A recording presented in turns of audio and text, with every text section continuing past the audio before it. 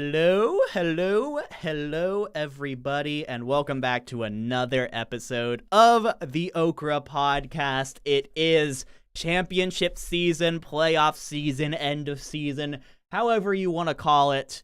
We are here and we are ready to break down everything that we have seen in Collegiate Overwatch over the last month. My name is, of course, Dividing. I'm here with Luey, as always, as my main co-host. Luey, first of all, the Winton in the background is awesome. That was there last time, but I love how it's a permanent fixture in your background.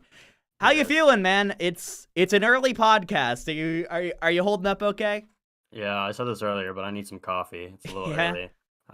It's not the best time for gamers. So if you're tuning in right now, we appreciate you because I know it's super early. And, yeah. But even so, a lot of the matches are starting very soon, anyways. So we're doing this right before the matches, so it should be a good one. Yeah, asking gamers to get up at before noon is always a risk. So the fact that we got 4 here is a pretty solid accomplishment in itself. So again, we got a lot to talk about, but first we got 2 new faces here on the podcast to introduce. First off, we're going to go right below myself for another member of the Okra committee as of this spring. Enjoiable, first of all, welcome to the podcast. Why don't you introduce yourself and tell us what you do? Yeah, so first off, I appreciate you guys having me on the podcast, but I'm the director of esports and head coach for Bryan and Stratton College, Virginia. So I came on board for our school about 2.5, 3 years ago. So we hit the ground running as soon as I came on, trying to make waves in the scene and trying to always maintain that top 20 ranking. But yeah, that's a little bit about me in the program. Yeah, Bryan and Stratton have been a program that's always really impressed me. Before we move on, I just want to give you a quick question. Bryan and Stratton has really impressed me because you guys are traditionally a 2-year college, so you guys don't have as much time to develop your talent as the 4-year schools. How do you think about how you guys are able to have that, and in spite of that, you're still able to put up solid fights against top 20 teams? Yeah, I mean, that's something that I take a lot of pride in. I say it all the time, and some people might get tired of it, but we are such a small school. I find what we're doing, and I always remind my players, it's impressive. I don't know if there's any other junior school out there, or junior college out there doing what we're doing, so always trying to stay competitive. I'm always seeking out, because we have opportunities at the school, so I'm always trying to get those opportunities, scholarships, everything like that into some skilled players' hands. Absolutely, and you're doing a fantastic job of that, but I do have to move on from you because for the first time in Okra podcast, we actually have a non-committee member here to talk about their personal experience in the collegiate scene. The tag is just UCSD Esports because we're going to be swapping out halfway through the podcast, but we're starting off with Zinnia over in the lower right. So Zinnia, first of all, of course, welcome to the podcast. Thank you so much for being the first ever non-committee guest. Tell me a little bit about yourself and what you do. Yeah, thanks for having me on. My name is Sean, but my gamer tag is Zinnia. I'm a first year at UC San Diego, and I play DPS for the main team. Right now, this is like my first year doing Collegiate, obviously, and honestly, it's been a journey. I've learned a lot, and I grew a lot as a player and as a person. Mm-hmm. And now that I'm here, it's like, wow, it's pretty cool. That's pretty cool. It's pretty cool. You guys have got I didn't know that UCSD had such a solid like esports facility on campus because that's where you are. That's where you're at right now. You're here for an hour and then you're going to warm-ups. So what has it been like just to be like? It's your first year at college. I actually didn't know that. So it's like your first time really having an experience in a collegiate setting. How's the team been? Have you been like fitting in with everyone there? At first I was like nervous that I would have a hard time, I guess, like meeting other people in college, but I guess I really clicked well with the people in the program and on the roster especially. And I think like team synergy outside of the game is really important. So I feel really lucky that I get along well with my teammates and all the people in the program. Absolutely. I think you can definitely tell based off of the content and social media you guys put out together. You can tell that you guys are getting along quite well. So yes, I very much enjoy that. I think it makes it gives you a better idea of what the team is actually like Mhm. behind the screen, which is super nice. I've always taken pride of that with my team. Like we do a lot together outside the game. I agree with you that that's very important when building a team, especially in collegiate. Yeah. I want to ask the esports facility that you're in right now. Wasn't that made like last year? Like y'all literally just got it. I'm gonna be real, I have no idea, but I know it's like Okay. relatively new. Yeah, I remember. I think I remember it being built last like spring. I could be wrong, but I know that UCSD is esports has been around for a while, but it seems like y'all are on the come up, and y'all are. It seems I'm not sure too much. I don't have too much knowledge behind the scenes for your program, but it seems like y'all are getting more budgeting and resources and support from your school, which we love to see. That's great, Yeah. I and think facility's a huge deal. in the coming years gonna build a second one on the other side of Ooh. campus, so that's gonna be pretty cool. I won't be here for it, but it's nice to see that esports is still like growing out on campus. Hmm. Absolutely. People are definitely starting to invest in it. And I think we hit on something very important is that like collegiate esports isn't all just about like getting the best team and winning championships. It's about making connections with other like-minded people on campus, which can be fairly difficult if you're coming in and you don't quite know what to do. It's always really scary. So being able to have that group of people that you can integrate within really easily is super important for the college experience. So really, I'm really glad that we hit on that. But we'll talk a little bit more about UCSD and their year a little bit later on in the podcast. But first, we do have to give you a couple of updates as to where things stand in Collegiate Overwatch at the time of recording this episode of the Okra podcast. So that is April 15th, 2023. So we are in playoffs mode, we are in championships mode, and not just in the overall collegiate championship, but in all of the other events that are going on around collegiate Overwatch as well. So we're going to do a little bit of review, talk about where some places are, and give our thoughts on some of the teams that are still in championship contention. And we're going to start with a program that we don't actually talk about very much on the Okra podcast. We're going to be talking about ECAC. This is a place that I think it's like the closest to a mid-major conference that we have in collegiate Overwatch. Because honestly, like they have some good teams. They have some teams that can definitely put up fights against teams in the top 20, but they don't have quite as high levels of competition as NACE or NECC or obviously Overwatch Collegiate Cup. That being said, now that we are down to our finals, Ball State versus Fisher. This is a solid matchup, especially since the Fisher team that plays in ECAC is Fisher Navy. It's not the Fisher men. So I want to say in our current rankings, that's like number 16 versus number 18 or 19 in our rankings, which is a pretty solid matchup. Guys, I want to open the floor. What do you guys think about this finals matchup going on? I believe like April 26th. Is when that finals is going to be. Well, I was gonna say immediately. I assumed that it was the main team, so I was gonna be like, I mean, there's not much to this. This is Fisher's gonna win it, but it's their second team actually. So this should actually be a very very interesting match. It should really be a good true indicator of where Fisher Navy stands. I think honestly, because in their groups for OWCC they had Rutgers and Fisher, their main team on their groups. So really wasn't the best indicator. Really determining where exactly they stand in the rankings because I mean those teams, the gap between those teams is a little high. But Ball State, like you said, they're like right next to each other in the rankings. I think you said 18 and 16, if I'm remembering correctly, like right next to each other. So this will They're be an very interesting match. close. Yeah, this will be an interesting match for sure. And I've even heard that it might be even a bit of a high stakes match because it might be a bid into CECC, which will be interesting. I don't know how true Yeah. that is. That might I'm be a rumor, but pretty that'll be cool. certain that that is true. That the winner of this Yeah. game does get a bid into CECC Arlington next month. Yeah, that'll be interesting. So I don't know if these teams know that. Maybe they do, but that'll be a sick match to see. Yeah, I know CECC has reached out to some of the smaller conferences because I know we're in the running for MAEC, and they have a bid. But as far as this match, I don't have. We haven't had the experience of playing either one of these teams. I don't know if we've ever played Ball State, which is interesting.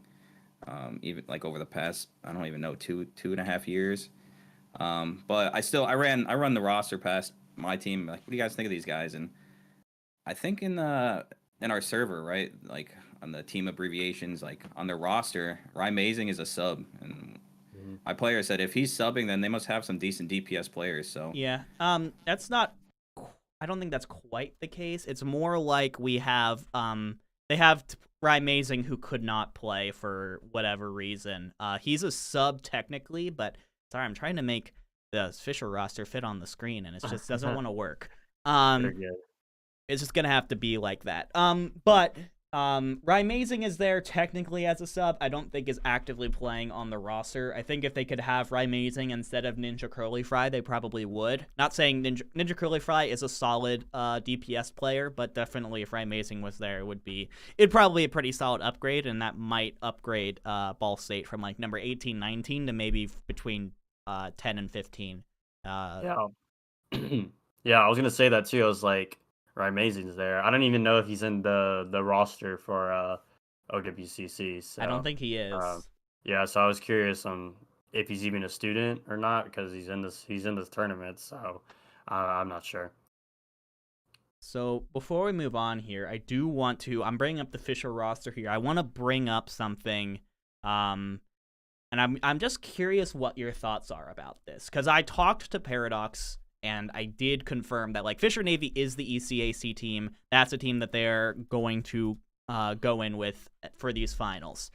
That being said, this roster has both Navy and Fishermen on it. Mm-hmm. They have registered everybody. Yes. Theoretically, and I don't know if they would do this, theoretically, if Fisher Navy is losing after 2 maps, 3 maps, they could technically sub in the Fishermen team and finish out the game with that, and then just be significantly better than Ball State. This is theoretically a thing they could do. I don't know if they would do that, but if Fisher is like, we really want to win ECAC, we want to get that bid, we want to get whatever trophy ECAC sends us, that is something that they could technically do. Yeah, I don't think they'll do that. I think that's... to be quite honest, I think that would be a little scummy if they did that, and I don't think they will. So, and I mean, their main team is ready in CECC, so this is true. They don't really need to do that. I know a team has done that in the past, and they got so much shit on Twitter for it. So I don't think like, I mean, one in itself, like I know the Fisher guys, and I think that they'll be respectful of that. But two, like, I don't think anybody wants to deal with that shit on Twitter. Twitter is a whole fiasco. This is true. So. But yeah, their ethics are. I would say Fisher's ethics are pretty good. I would say. Yeah. So I don't think they would do that. Yeah, I think if they're gonna use their main roster players, it would be right out the gate. I don't think they would sub them in right at the end. Yeah. Yeah, I would think so too. But I did want to, like, when that happens, note that the players are there. So like if someone can't make it, then maybe like we would have Abs come in instead of one of their Navy support players if they can't make it. Yeah, they could just have them listed to sub in case someone can't play. Yeah, absolutely. That could very easily be the thing. It's just something that I noticed and thought was interesting. But any final thoughts on ECAC before we move on? How large is what's a team size pool, like the pool size for all the teams? Yeah, I'll take a quick look here. So they have a bunch. So they separated things out. I'll go back. They separated things out into a couple of different like skill tier divisions this semester. So this is their Masters Plus division. Oh wait, sorry, that's just their playoffs. Let's go to here. So they have 11. They had 11 teams in there. Ball State, Fisher in there. Keene got the 2nd seed. You have Blue Hens, which is Delaware. Albany is a team that I've seen a little bit about. So there's some pretty decent teams in here. So I will say there are a lot of teams that didn't end up like really finishing the season. Like I see Albany only played 6 games. Golden Knights played 6 games. I thought Northeastern was in this. No, I don't think Northeastern was ever in ECAC. Maybe it was a different tournament I'm thinking of, but they Yeah. were like always in finals with Ball State for a certain tournament. I don't remember which one. I think you're thinking about Esports Conference or whatever it's called, ESC. Oh, okay. Yes. Because that This one might- is them, and then there's also Miami, Ohio in there as like a third potential. Northeastern is what state? They're in Boston, I think. I think they would fall into this. Maybe they just chose not to play in it. Yeah. But we will go ahead and take a second. We're going to move on from ECAC here. We're going to move on to an update on where we stand for qualifications for CECC, Collegiate Esports Commissioner's Cup. Now, interestingly, when I looked at the Wikipedia page, it was updated a little bit.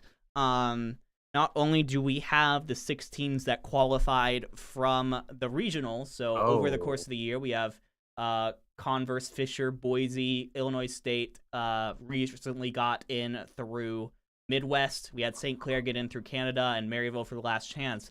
We also have a couple of programs that I don't know if this was an official update from the CECC guys or someone making some assumptions based on who they work with, but some conferences that they work with that could, I don't want to say this is confirmed because Wikipedia is third party, but could end up earning themselves bids in CECC. I can confirm NJC and MAEC both have one because we play in both. This is cool. I didn't know they updated this. This is dope. Yeah. I like this. Oh yeah, and then also of course UT Dallas got in for the Texas wild card. Yep. Yeah, so actually I wanted to talk to you about this Enjoiable because Bryant and Stratton have a really, really good shot of getting there because they have 2 very good chances in NJCAAE and in MAEC. So talk to me about how you guys are feeling as those 2 events. We're not going to talk about them directly, but just a quick little update on those 2 events, how they're going for you guys, and do you think you'll go 2 for 2? Yeah, I mean we won. We understand that NJC doesn't hold much weight, but we are a school that competes at the junior level. So all of our other sports also compete in the NJC. So I mean, they would also like us to do that as well. So I mean, yeah, we've been playing in NJC, and I mean we've won it for 4 semesters straight. I don't see us losing it this semester. So, and then for MAEC, we won it last semester as well. So really. Who's your biggest competition in MAAC? I don't know anything about that conference really, other than that you're in it. I would probably say the top 2 schools in MAEC are Shenandoah and George Mason. Okay. For NJ, the second best team might be Blinn, maybe. But it will be interesting. I don't know how the leagues are going to sort.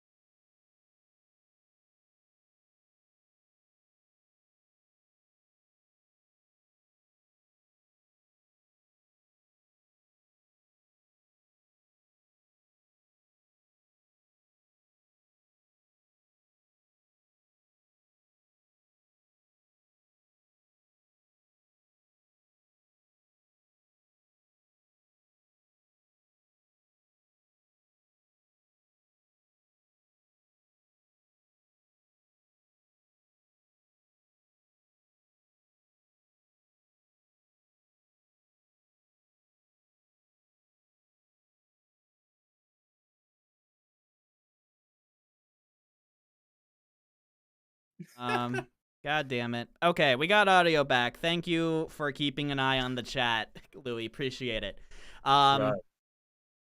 Yes, so You want me to go again? we are. I'm not gonna make you talk through this a third time. You feel very confident in your ability to win both of these, and you think that. Personally, I think because the most likely second place finisher in NJCAAE is going to be Blinn, I wouldn't be shocked to see the NJCAA spot go to that, and then you get MAEC purely from a logistics perspective, because Blinn is based in Texas, so it won't take very much money to get them to the place. to the Yeah. Arlington. So that's just my opinion, but I don't know how they're gonna do it. Yeah, I mean that's it'll be interesting how they decide that. Can you throw the stream up for us in Discord? Oh yeah, my bad. No, you're good. You're good. We're good. All good. It happens. Can't It- How's your control the sandwich? computer. We do have what? Give us a sandwich review while I'm doing this, Luey. I'm actually. I saw that you've joined back in Discord, so I'm eating pita chips right now. So this is my Oh. sandwich. All good. Okay, yeah. So while I'm doing this, we're gonna go ahead and swap on back. I think that's about all we have from CECC right now. It's shaping up to be a fantastic event in May, so keep an eye on for that. Now we got a quick little NACE doubleheader. We're gonna start off. Actually, I have it in the other order, but we're actually gonna start off with the Open division in NACE. Talk about where we're at with that, and then we will do varsity. So, starting off with where we're at in the Open, this is actually arguably more competitive than varsity, because you have the Redbirds in there, you have UIUC Orange in there, Fisher, Toronto, which I'm not sure if they're still like an active team, but they got a forfeit win in the quarterfinals. This is like a solid top 8, and I'll share my screen in just a second so you can see it. You're good. I'm sorry. What tournament is this again? Yeah, this is NACE Open. NACE. Okay, gotcha. We're doing NACE. We're gonna do NACE Open first, and then move on Okay. to NACE Wait, Varsity. Really? I so did not the- know there were so many. Sorry. Does NACE Open get a bid? I didn't know. NACE. Neither of these get a bid to CECC, as far as I know. Okay. That's This what is I thought. NACE does their own thing. I believe right. the varsity is going to have like LAN The finals. land, yeah. Mhm. Open doesn't. That being Yeah. said, the prize pool for Open and varsity is the same. So Mhm. unless you want to have the land to go to, there really is no reason not to just throw your hat in the ring for Open, because Wow. why not? Man, this is some free money. I would say honestly. I'm not yeah. gonna lie. Free Yeah. money for Illinois State, free money for Fisher. Let me see. What is it actually? It's $2,500 for first, $1,250 for second, $655 for third and fourth. Like, yeah, if you're Illinois State or Fisher, you're thinking free money. Yeah, I don't know. I feel like I don't know about that because going to a LAN, and I know it's like I think it's in Indianapolis. I don't know. I mean that alone just costs a shit ton of money. This is true. So, like, It could be a net for- loss. and I imagine it's like kind of almost required to go to LAN if you make finals. Mm-hmm. I don't know if like because last year my team went to the LAN with Boise State or last semester, and they didn't. I think they only really covered like the hotel room, but everything else like plane tickets and all that was like on we had to pay out of our pocket. So I feel like I don't know. I don't really like that because I feel like it like as a team that be playing in varsity, like like I said previous semester, I'd be like, what's the point? Because like I could save money. Like I mean I can get the LAN experience, like that would be sick, but really I could save so much money just by playing in the Open, and it might be even a little bit easier and guarantee myself some money, and I don't have to travel and all that. So the return investment is just so much better just playing in Open. So that's just a little bit of a question mark for me, to be quite honest. I wonder if they do it. I know for both, at least for CECC, if we get whatever bid that we win, we get $1,000 stipend for the trip. I wonder if they do something similar. $1,000. I mean, I wouldn't know. Yeah, I don't know. Maybe they changed it, but last semester they really only just helped with the hotel room. I don't even think they cover like the whole hotel room. I think they like chipped in a little bit, but not like that much. So I guess I could be also wrong. But let's talk real quick about, because we're just theorizing about whether NACE gives travel stipends right now. Let's talk about the 8 teams that are still alive in the Open playoffs here. I don't like. Does anyone disagree that it'll probably be Redbird versus Fisher finals in this? I think that's a safe bet. Yeah, I mean, honestly, given that Redbirds lost to what is it, Rutgers? Mm-hmm. I mean they beat Maryville, but that's like a whole thing. Like you can ask me like a semester, like if it was like Fisher from like a semester or two ago, like because I feel like Fisher just kind of just has fallen down a little bit. I would say like if it's the Fisher from a couple semesters ago, they have a good chance. But now, and also given the fact that Redbirds lost Rutgers, but now, um, my team recently faced them, and it just, in my opinion, doesn't really seem like the meta's completely fit for them right now. Fair. I mean, I don't know. They only have one tank player now, Avani. At the time when we faced them, it seemed like main tank was like really, really good. Yeah, Ramacho was also really, really good. Avani is kind of an off-tank player You're right. traditionally. He's traditionally an off-tank player. So, given that Ramacho, he's pretty really good. So I don't know if he's picked up that hero yet. Maybe he has. But when we faced him, he was playing Reinhardt. So I don't know if they're still sticking with that. But if they are, I really think that Redbirds just wins it easily. But maybe they have a trick up their sleeve. I mean, they have Fisher has always had like really insanely good players who all have contenders experience. So maybe they have a trick up their sleeve. Maybe they have a new comp they're wanting to play. So, but I do think Redbirds wins. Almost certainly. Let's shift gears real quick. We'll go ahead and quickly visit the varsity now, which actually, now that I'm looking at it, I think varsity is probably more competitive overall than open. I look at these 8 teams still here, and I'm like, man, these are all pretty solid teams.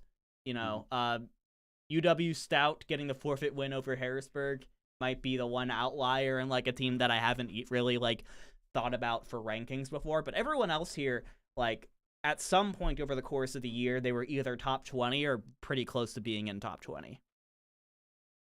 Yeah. So you got Maryville up top here, up against Maryland, St. Clair. Of course, you got your guys, Bryant and Stratton, Enjoiable. Boise State, which is arguably a top 5 program, against Kennesaw, who barely made it past RIT. And then Blinn and UW Stout. Based on this, Maryville is probably the favorites here. Probably most likely it would be against Boise State, looking at how this has turned out. That being said, who knows? St. Clair is still a very solid program. Bryant and Stratton, of course, don't want to discount them with Enjoiable here. How are you feeling about that matchup, by the way, up against St. Clair? We're actually feeling really, really confident. The meta shift, I think, fits, and my players are liking it. And I mentioned in the Discord, I don't know if anyone ever caught it, but a lot of almost the entire Overwatch team also plays Valorant. So their attention was always split. Now that we're rolling in the playoffs and there's not like a game almost every single day of the week, they've been able to really focus up. And I mean, I think we're probably looking the strongest that we have all year. I know Cyber at the very beginning, he's having he's basically doing his thing for a semester, and then we'll have him back. But there was some chemistry and some comp struggles at the beginning, but about halfway through, we definitely started clicking. My players are excited to play against St. Clair. They're confident. We ran the idea past them, and they're feeling good about it. Absolutely. So, some really interesting stuff going on, so keep an eye on the NACE Star League Twitch channels to see when those games are going to be streamed. I had NECC down here. I'm actually going to skip past NECC. Well, actually, I'll do a very quick. We're going to be extremely fast here because playoffs have not technically started for NECC, but we'll go ahead and take a quick look at where the Legends divisions stand at the end of the regular season. And again, some pretty solid stuff from both sides. It is something new this season, which is to have 2 Legends divisions. I'm not fully sure how this is going to work for playoffs. I believe both Legends divisions are going to have playoffs separately, and then there's going to be some kind of Nationals event that combines them both, but I don't really know for sure how it's going to work. That being said, a bunch of really solid teams on both sides. Obviously, Northwood and Redbirds are the 2 teams topping their divisions. Not really much of a surprise there. Both of them lost 1 map over the entire regular season. But, West has Fisher, UTD. East has Converse, Ohio State, Bryant, Stratton. So solid teams on both sides that could definitely threaten those top teams.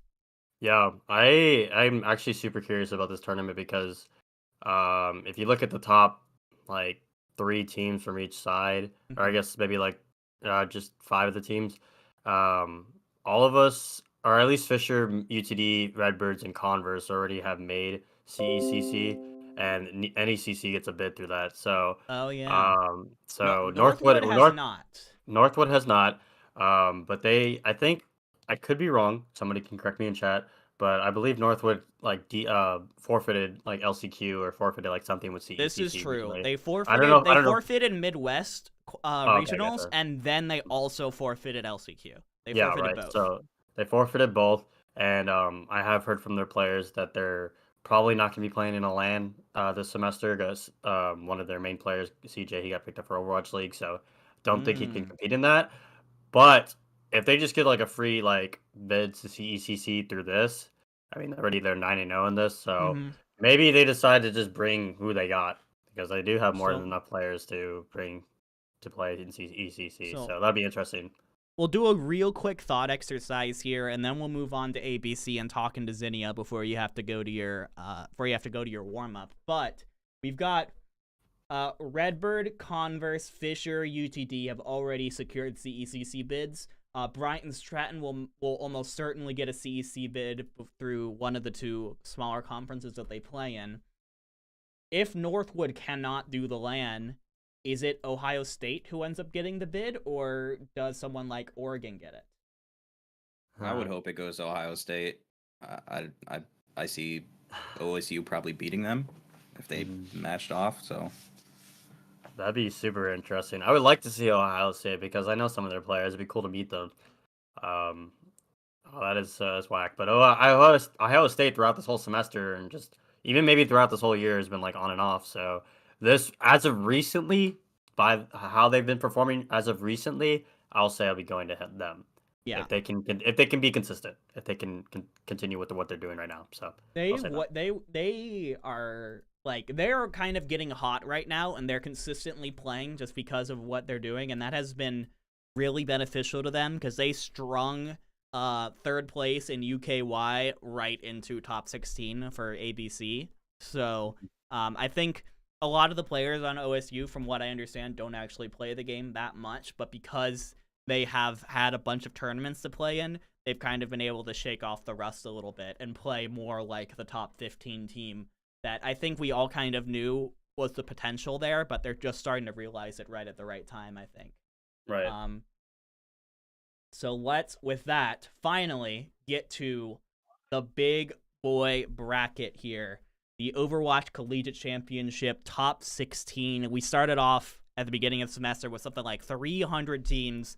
These are the final 16 that have a chance to win the Collegiate Championship about a week from now. And this is where I want to start talking to Zinnia specifically about the UCSD journey, because I understand that this was barely publicized at all, but there was some pretty solid drama in your group between you, Converse, and St. Clair to see which two of the three would end up making it out of that group. Tell me a little bit about what happened with that. So basically, as you all know, we were, I think, in group 4. So I acknowledge Converse and St. Clair as really good programs. So I'm like, oh damn, one of us is not gonna make it. And obviously, there's a situation where there'd be a 3-way tie, and that's exactly what happened. And the thing is, this was during our spring break for UCSD, so we didn't really have time to spend with our families. So we're like, oh my god, guys, if we don't make playoffs, and I sat in my room all day screaming and playing these matches, then I'm gonna be very upset. So we have to beat these guys. So during the tiebreakers, we like went full throttle and we beat Converse and St. Clair in the tiebreakers. So I guess we were seed 1 technically for our group. The match Yeah, I think versus that's why you got up against UIUC Orange, which is the number 2 seed from another group. I forget which one. group 1 of group 4. No, seed 1 of group 4 faces UIUC. So yeah, that makes sense. So yeah, I mean, that's pretty solid. I mean, you guys. So there was a bit of a triangle going on, right? Like, I forget the exact thing, but like Converse beat someone, and then St. Clair beat someone, and then you guys beat someone. It was kind of a triangle. Tell me a little bit about if you can go. I'd love to hear a little bit more detail about how those tiebreaker matches went down between the three teams, at least from your perspective. Yeah, sure. So Converse was a 3-0. I don't know. I think we just had the better read on the meta, and we just played our fundamentals better. So we just beat Converse straight up, and we beat Converse in the group as well. So we beat them twice. Mm. But St. Clair beat us in the groups as well. So we I heard something in the background. Um, Yes. yeah. So we had to face St. Clair, which previously beat us. So we were I was kind of nervous personally, but the rest of my team wasn't, and I guess we showed up versus St. Clair and we did well. To be fair, St. Clair did have a flex DPS sub, so they weren't at their 100% at the time, but Interesting. they still played pretty well. They took a map off of us on Junkertown. So yeah, there's not much to it. I think we just played better than both those teams in the rematches. Which DPS did they have subbed out? Was it Um, Amarin or was it I think it was Emerin. They had Amarin? Grave in for Emerin. Oh, Okay. that's interesting. Amarin's like a pretty star player for the team, so Yeah. that's pretty unlucky for them. I wonder what happened. Yeah, well, the reschedules were really hard to get because I think since everyone had like really bad scheduling for the reschedules, we only had like one day that we could possibly play St. Clair, and I guess that one day Emerin couldn't make it. Hmm, So honestly, shout out to St. Clair for making the rematch happen. I actually respect them a lot for that. It's tough, interesting. right? Because because everyone's like panicking. It's like, oh my gosh, it's a 3-way tie. We got to figure this out, and we got to get this figured out fast because obviously this top 16 bracket is coming up very shortly. So I can see how that was very difficult to throw together. And like it was basically the last second, but you guys ended up coming out on top. You guys are the number 1 seed. We'll actually go quickly to the group stage. I believe you guys will be. Yes, you are number 1 in that group. St. Clair number 2, Converse number 3. Again, really solid stuff. 6-1s all around. Crazy. Honestly, I'm so sad that this wasn't like publicized more. I know it's group Mhm. stages and it's tough. It's like last second, but I think that's like such a cool story there with 3 teams that are really, really good and are fighting really, really hard to make it into the top 16. And these like winner go home tiebreaker matches would have been really cool to see. Mhm. Yeah, Yeah. I think the groups have been super super fun to watch for sure. There's been quite a few. I think a big shout out I want to put out there is for Northeastern because really that group almost could have gone to anybody else for the second spot, and Yeah. I thought Scad got it, and then I literally like 3 days ago I heard that Northeastern got. I I was like, oh, forget who Northeastern lost to other than Illinois State, but they did beat SCAD, so that's where the I think tiebreaker comes in. they lost to University of Florida. I'm pretty sure. Ah, yeah. So Yeah, I think that they're a good team actually. yeah. So I could see that. Yeah. So it really could have gone any other way, but Northeastern took it. I'm shout out to Temporal for that and his team. Like that's super super cool. Congrats to them. That's awesome. Mm-hmm. And also another very interesting team that made it out was University of Waterloo. That is I Yeah. had no idea. They were not on my radar at all. Shout, But shout look at them out to now. them because we picked basically in the last podcast we picked basically every team in this group other than Waterloo to make it out. We had Oregon, we had Blinn, we had Miami, we had Toronto, and I was thinking, okay, yeah, we've covered all our bases. One of us is gonna get this right, and then Waterloo out of nowhere beats everyone here. It's Hmm. crazy. Like again, like this is a team that I don't think I've seen really compete in anything other than ABC. They came in with kind of a middling seed. I didn't see no one saw these guys coming, but now here they are in the top 16 and their reward is of course matchup with Maryville in round 1. So have fun with that one, guys. That's rough, but all good. And then of course I want to applaud UCSD for making it out as well. All of us on the podcast. I don't think anybody predicted them to make it out because, Aw. and I do have to ask you because, I do have to mention. I'm curious because it seems like we've mentioned this on the podcast multiple times, but your team has been one of the most, probably the most unpredictable team throughout this, not only this semester but even last semester when y'all came out of nowhere. I think y'all, what team did y'all beat last semester? Was it Rutgers?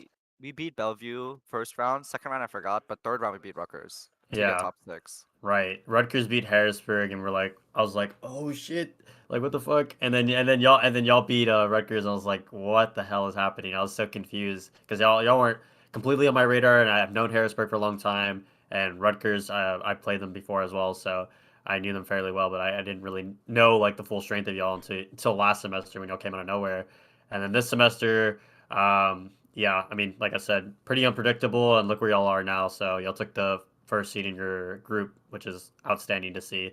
So congrats on that. But I do have to ask, like, why, in your opinion, what is the reason for the inconsistency? Is it just not having your full roster? Is it school being too much for some of the players sometimes, or just not having the focus there? What do you think it is? To be honest, we usually have our main roster for most of our matches, but I do agree that school is definitely a main factor for our inconsistency. And also, we're a young team. Like might have the talent to maybe like match up to teams that are like in the top 10, but then sometimes we like stumble out of the gate and lose teams under the top 15. I call it the UCSD constant.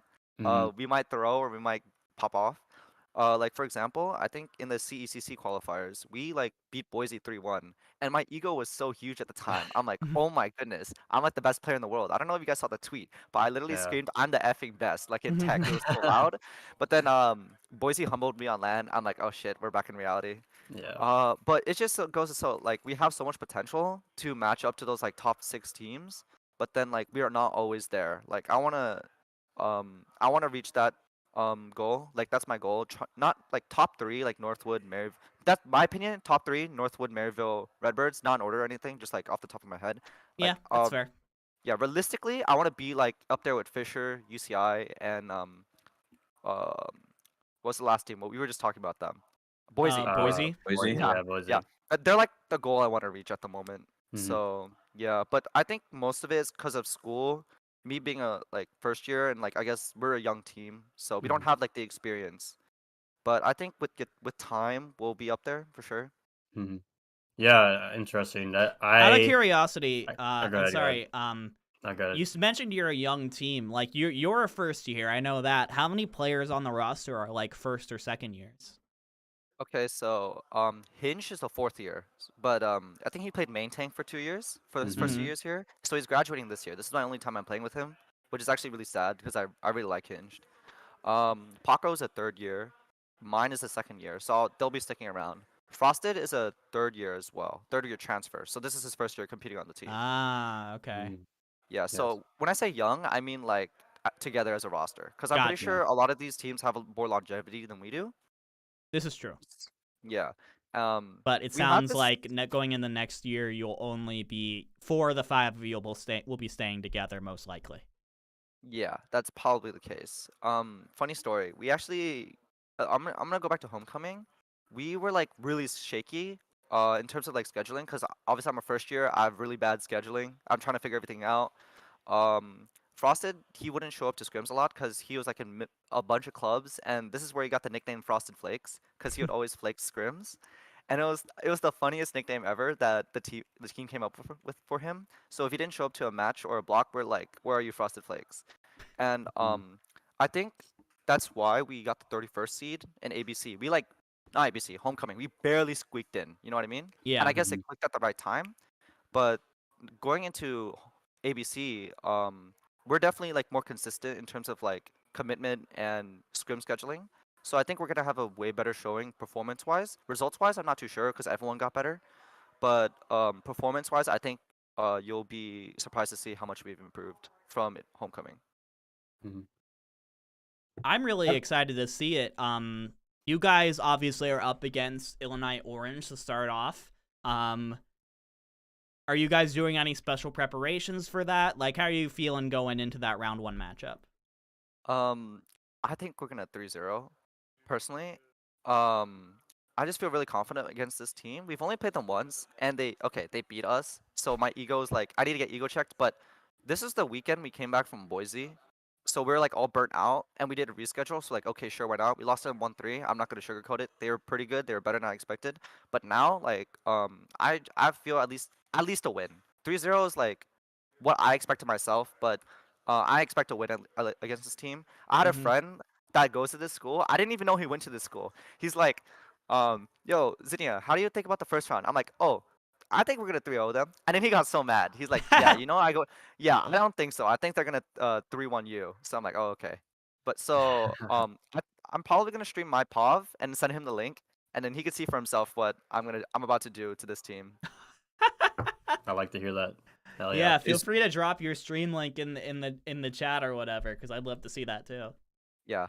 Is there a team that you would between St. Thomas and St. Clair that you would want to play, like a preferred team? St. Clair easily. I think we already know what they're up to. We've beat them already. We've played them multiple times, so we're used to it. And I think if we face them, the pressure's on them to beat us. But UST, dude, I think they're so underrated. That is one team. If it's outside the top 6, UST is the one team I don't want to play. I think they're severely underrated, and I think honestly, rightfully so, because they don't really have results in terms of like matches, but their Yeah. performance in scrims is really good. I just don't think that. Let's take a quick look actually at the because that is the thing, right? Because UST, you look at their group, you have UIUC, Ball State, St. Louis, CIU. None of the like. Illinois Orange was like 16, Ball State was 18 or 19. None of the rest of these teams were ranked, and UFC doesn't play in anything other than ABC from what I know. So I think that they just don't have the results officially against like top tier competition. I think they played against Maryville in the Swiss stage and lost, and that's like the highest level game they've had this season from my knowledge. Yeah, I haven't seen much from UST in terms of matches either. Really only have scrimmed them, and they've been. I don't know if any of their players are in chat, but they've been quite interesting to say the least. I will say that. I will not say anything else. But yeah, I mean, I agree with you. I think they're really, really good. I will say they're a very confident team. They're definitely very confident in themselves, and that's half the battle. Yep. Yeah, I think having. I mean, I've said it before, but having Luca already added to their roster is just a huge, humongous upgrade. So I think they're going to have a good run for the playoffs. I personally think that y'all are going to have to face UST next round or second round. Like, if you beat Illinois, I think that they would make that out and y'all would have to face them. You'll have to play the Luca wrecking ball. Uh-oh. Yeah, they're a good team. They're a good team. Respect. Yeah, tons of respect for St. Thomas. Again, for a team that was pretty much kind of lying dormant until this semester to come out, and honestly, like when it comes to like pure win-loss ratio, they're one of the best in Collegiate this year. So honestly, shout out to them. Zinnia, it is 12:56. Is there anything that we want to ask Zinnia before we're gonna have to let them go and get ready for warm-ups? What do you? Where do you? You want to go first, or I can go first? Mine might be quick. Might be. Yeah, go ahead. Like, be quick. With the recent updates that the game's had, like, has it benefited your team, or do you think it's made it tougher on them? I think that the recent. Are we talking about the new season, like the season 4 patch? Yeah. Is that what you're referring to? Yeah. Oh, Collegiate is gonna be played on the season 3 patch, so it doesn't change anything. But if you're asking going forward, I think it benefits us a little bit, cause I think it makes. Oh, I'm leaking strats here, but like whatever. I think it makes Sombra a bit better. Yes, finally. Yeah. Oh my goodness. Like I have the other UCs, or at least UCLA. I don't know if anyone else calls me that. They call me the Sombra of San Diego. It is so funny. Like I'm in UCLA Discord, and one day I'm just chilling in general chat. I see my username change, and they're like Sombra of San Diego. I'm like, oh, what the heck? So yeah. I think the new patch is cool. I like patch changes. I'm not really like super extreme, like opinionated, I guess, when it comes to them. I just like to feel it out, and I'll play the game no matter what. So it's no use complaining or having a strong opinion. Just like adapt. Fair enough. Thoughts on Lifeweaver, real quick, even though you can't play him this tournament. Okay, I think like in competitive play he's super bad, but I played Lifeweaver Pugs. He is the most fun hero to play with. Like I see like Cassidy getting like raised and like high nooning. I see Reinhardt's pinning in and then getting pulled out. It's like crazy. I don't know. It's like a different game. The with life lever. having consistent communication. I feel like to get good value of life lever, you have to have good communication constantly, and you just aren't going to get that in ranked. But in pugs, Yeah, you for will. sure. In team Mhm. play, you will. And I think Yeah. that's where we might see him shine, especially as the Overwatch team has basically already confirmed that they're going to be buffing him. I had one more question before you leave. Alright. Do you have any bold predictions, and where do you think your team finishes? Let me take a sniff at the bracket real fast. Uh, I'm thinking top 6 again. If we play really well at top 6, for sure. Mm-hmm. Yeah. It feels like when we play these matches, it feels like we're facing ourselves more than the other team. That's just how UCSD is, I guess. And who do you Right. Okay. This was. Thank you, Joy, for putting that in. A little behind live, but Mhm. it is fair to mention that UST did take a map off of Maryville in the CECC qualifiers for last chance qualifier. They were in that, and they did take Maryville to a map 3 in that. I don't know how seriously Maryville was taking the bracket at that point in the bracket, because it was like top 16, top 8 or something like that, but that is something to mention. USC did play Maryville pretty closely fairly recently. And just to Sorry. finish off no, you're good. Just to finish off the question I asked, who do you think's gonna win it all? Northwood. Northwood. All The right, cool. Really? Northwood Pred from Zinnia. So we've hit 1 p.m., so I'm going to go ahead and let you go. Thank you so much for coming on to the podcast. Good luck in your warm-ups. Good luck in your games today. I know I'll be rooting for you guys. Yeah, good luck. You guys have the Okra underrated buff, so top 4 incoming. That's my prediction. All right. Thank you. Yeah, win Thanks it for all, having me bro. on. Win it all. Good Yeah, luck. best of luck. See you guys. See ya. And so that's going to be it for Zinnia, but we are going to get a quick swap in here.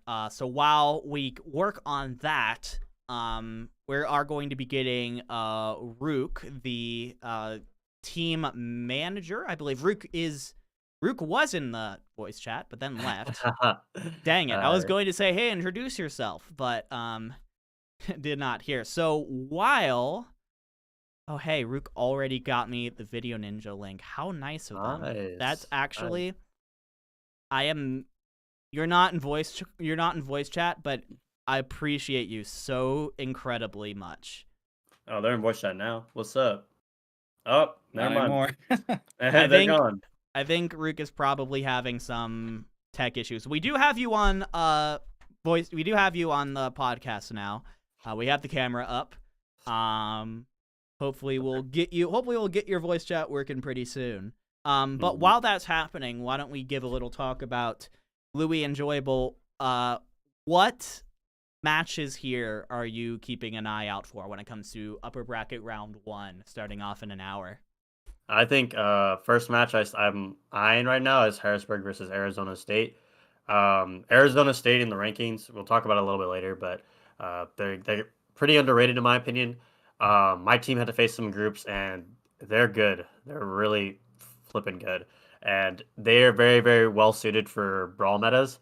And I think Harrisburg has also been doing super, super well as well. They beat St. Clair in the Swiss, and both teams have always been super, super good. So I think in the rankings they're both top 10. Maybe Harrisburg's only top 10. Harrisburg's only top 10, I believe. Arizona State's like 12th or 13th or something like that. Right. I think Arizona State should be higher, but again, we'll talk about it a little bit later. But that's the first match I'm looking at right now. I think Arizona State's going to win that, but we'll see. Both teams are very, very good. So you think Arizona State over Harrisburg here? I do. 100%. I would agree with that as well. I think it's one of those things where, I mean, we'll talk about the rankings, but Arizona should be higher or lower, and then Harrisburg is the same way. So Arizona, it's almost like there's potential that they should have been flopped or flipped. So, I mean, the other game that I'm looking out for, it's mainly like the close matchups, like in our rankings. So maybe St. Thomas and St. Clair. I know that'll affect UCSD and who they may play if they advance, but I think those games where the skill level is pretty close, those will be the the ones to watch for. Absolutely. Hey, Rook, we got you? Can you hear me? Nope, not yet. Nope, All good. not yet. All good, all good. I also think the Fisher Illinois one will be interesting because what in was it NACE Open? It's like the same matchup. This is right? true. These are both yeah. these are both the top two teams, assumedly in the NACE Open. So they can get some info on each other for later on. Absolutely. That could be very interesting as well. I actually really am interested in the Ohio State UCI matchup. I have been an Ohio State believer. We all know this. Going back to the last podcast, doing a ton of they've been doing a lot of really good stuff for the last couple of weeks, the last couple of months. I think Ohio State is getting really hot at just the right time.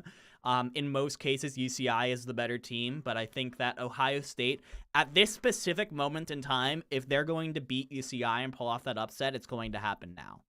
And I think I would, again, Ohio bias, Ohio boy, but I really love the Ohio State team, and I think that they absolutely have a shot at taking down UCI here. I would have to disagree, but I like the bold take there, and I like the support for Ohio no matter what. So I mean- will always support Ohio teams. I'm from Ohio, and I don't see them coming up on top. But to be fair, like you had mentioned, if there was a time for them to have an upset, it would be now because they do have that they got the steam going right now. Mm-hmm. I like to mention another match that I'm very, very interested to see is Northwood versus Boise. Oh, for sure. That's I mean, almost we certainly the on-stream matchup, I would think. Oh yeah, we talked about it many times, but Northwood is known for trolling and not taking matches seriously. I'm like fairly certain that CJ is gonna be playing, so it's gonna be Northwood's full strength roster. It's gonna be a very, very interesting match. I think Boise has been doing very, very well as of recently, and if Northwood even doesn't take the matches even just a little bit seriously, I think Boise can catch them off guard and take it. I do think, I mean, the safe roof. I do think that Northwood wins it. And I've always been very, very high throughout this whole semester that Northwood's like one of the, if not the best team, at their full strength. But again, Boise can easily sweep them. Oh, totally. If everything goes perfectly. If everything goes perfectly and Northwood's not taking the match seriously. Absolutely. Hey guys, I think my audio is finally working. I'm so sorry. They did it! Yeah, my Discord wasn't working, so I had to change the network I was on, and then the headset I was using wasn't working, so I had to go steal one from one of our Esports Center's PCs. We're all set. Hi, welcome in. Welcome to the podcast. Thank you so much for joining us for the second half of the pod. Why don't you, for people who are watching and listening, introduce yourself, tell us what you do with UCSD. Hi, I'm Alistair, or Rook. I'm the manager of UCSD Esports Overwatch. I'm currently live streaming from our Esports Center, where our Gold and Navy teams are right now to prepare for playoffs today. And I'm super stoked to be here. I'm sorry I got in a little late, so I'm not up to speed on the discussions that have already happened, but I'm happy to take over for Zinnia while he goes and warms up with the rest of the team. Absolutely. You guys have got... Your facility walls are... Zinnia said this, but this angle really does it. The walls are all windows. It's so bright amazing. in there. Sorry if it's affecting the video. We had some issues with our broadcast with that previously. It's not. It's just very unique, I think. A lot of gaming centers are they're kind of hidden away back in the back of a building somewhere, so there aren't very many windows to the outside, but this is very front and center, the corner of a building. This is the Esports Center. I think that's cool. Yeah, vitamin D. There's giant signs on the walls that say Triton Esports Center. It's actually, this building wasn't built with the intention of being an esports center. It actually used to be a coffee shop and a study lounge. So it was never designed for that. So we've kind of just adopted the space, and I think it's a really unique esports center in the collegiate scene. Yeah, I was gonna make a comment about it. I love that because I'm a guy who loves just sunlight, and my window's literally open right here. So I think I think what you just said is very, very unique. Usually gaming rooms are very dark and dim and just isolated, which I'm not a fan of. So I really like that your space is like that. Yeah, we definitely appreciate it. It's been a nice to have, especially this season. So, Rook, we did a lot of our talk about the bracket already, but I do want to hear your thoughts since you're in here. Obviously, so how are you feeling about the UCSD versus UIUC Orange game going on in about a little less than an hour from now? How are you feeling about UCSD's prospects in this top 16 tournament for the championship? I mean, come on. Yeah, I don't know how much Zinnia touched on this already, but I think we can beat a good number of the teams in this bracket. I think we've lost to UIUC. We can definitely beat UIUC. We've lost to St. Clair. We can definitely beat St. Clair. We've demonstrated that more recently. So I think we're excited for the rematch against UIUC because we know that's a game we should win. Our biggest issue historically has always been consistency. But I think if we're able to maintain like our baseline and overperform a little bit for playoffs, the majority of these teams in this bracket, if not all of them, are teams we can beat if we're playing at 110.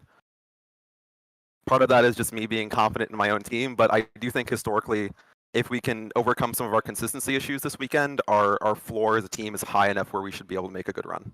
Mm-hmm. Absolutely. I think that's a very fair assessment of where UCSD is at. It's definitely some consistency issues, but that also comes with having, honestly, a higher ceiling as a team than I think most people ever expected, and I think that's what we saw out of Homecoming from you guys, where you came out of nowhere to get top 6. Could see a fairly similar thing, though I will say you are coming in as a technically a high seed. You're the number 1 seed in your group. Now, when it came to Zinnia, we asked this question, and I want to know if you have the same answer. Assuming you do beat Illinois Orange, who would you want to face in round 2 between St. Thomas and St. Clair? Ooh, I think it would be fun to take the 3rd game against St. Clair. I kind of just want that for the storyline. I'm a little biased. I don't have to be in the server for that. But I think getting a 3rd game in against St. Clair, because right now we're tied after groups. We've both taken a game off of each other.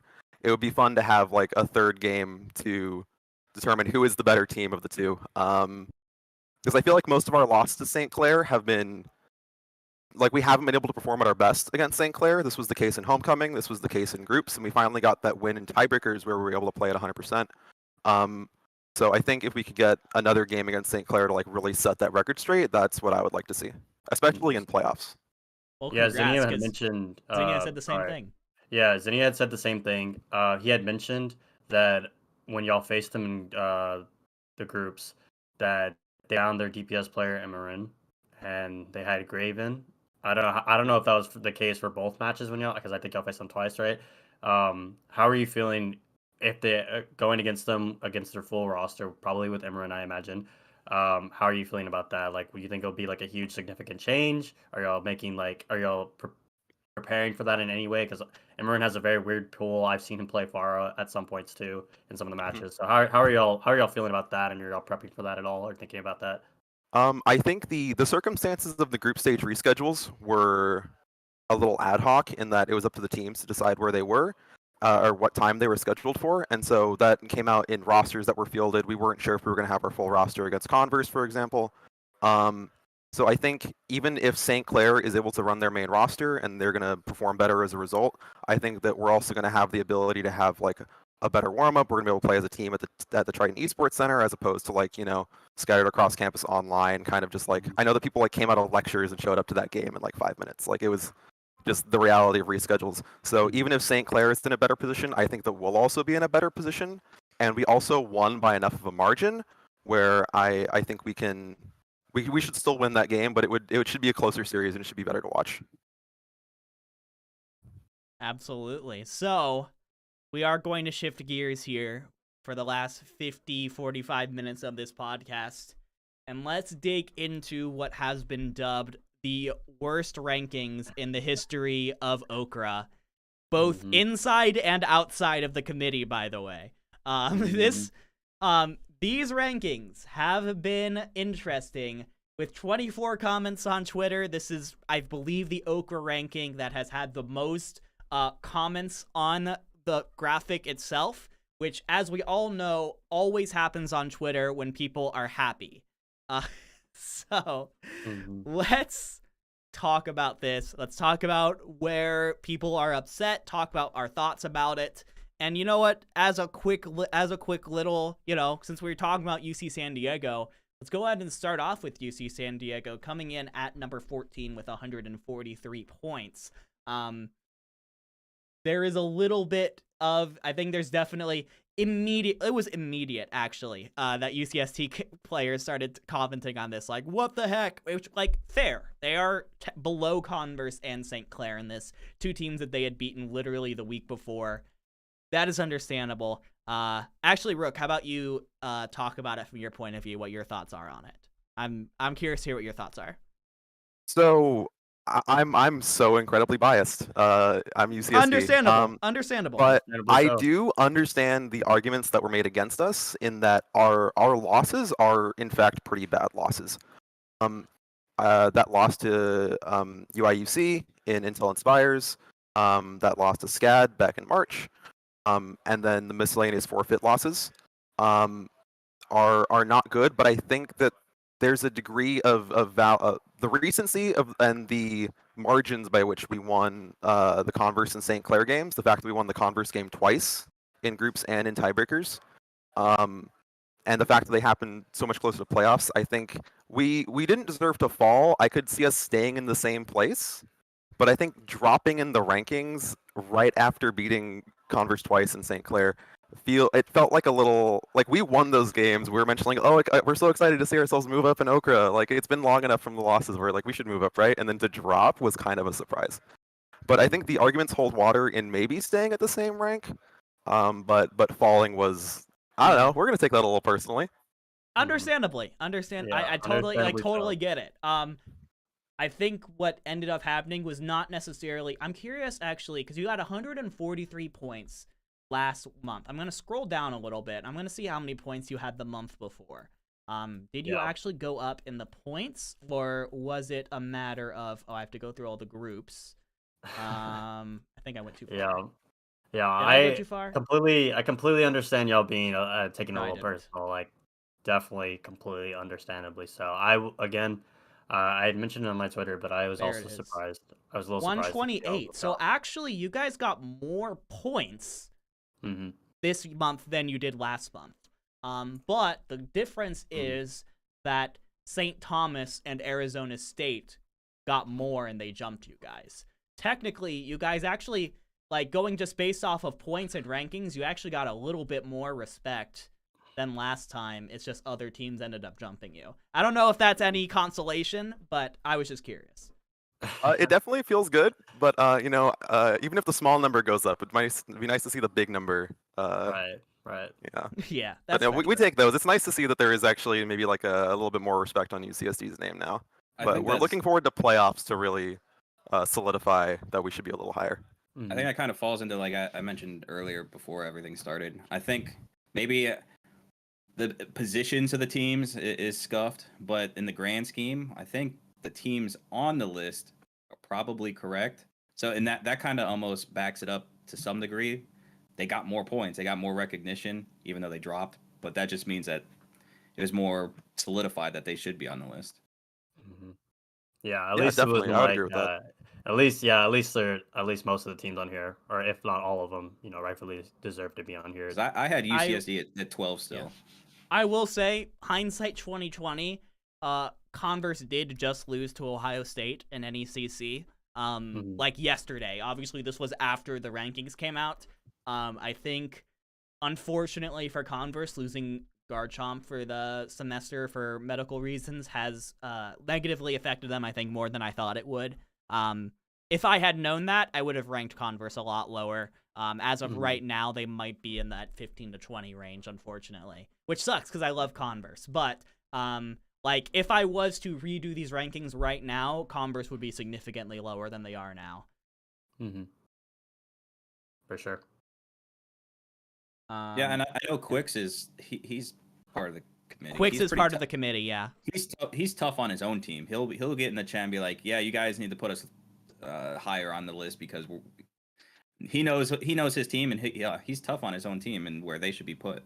Yeah, and as of recently, he's been like, yeah, it's been a little rough recently. Yeah. I don't think sucks. we should even be top 10 or top 12. Like, yeah, he was one of the members that was like, what are these rankings? Like, this is so inaccurate. Like, I don't understand. Like, this is ridiculous. It's like but, such a tough situation for Converse because like they started off the semester by signing Grapha, who was supposed to be like, oh, finally they have a second DPS to pair with Hammer, and then Grapha played for the team for like 2 weeks and then stopped. I don't know why, but but for some whatever reason it didn't end up working out. So then they had Garchomp playing DPS.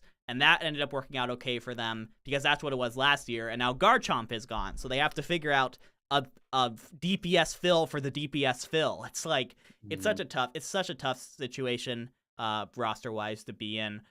Converse does of course still have this national CECC finals to look forward to and prepare for. So their season is not over just because they didn't make top 16, but it is still very difficult. Yeah, I wanted to ask Ruck. When y'all faced Converse in groups, did they have Garchomp in, or was it just somebody else? I can't recall.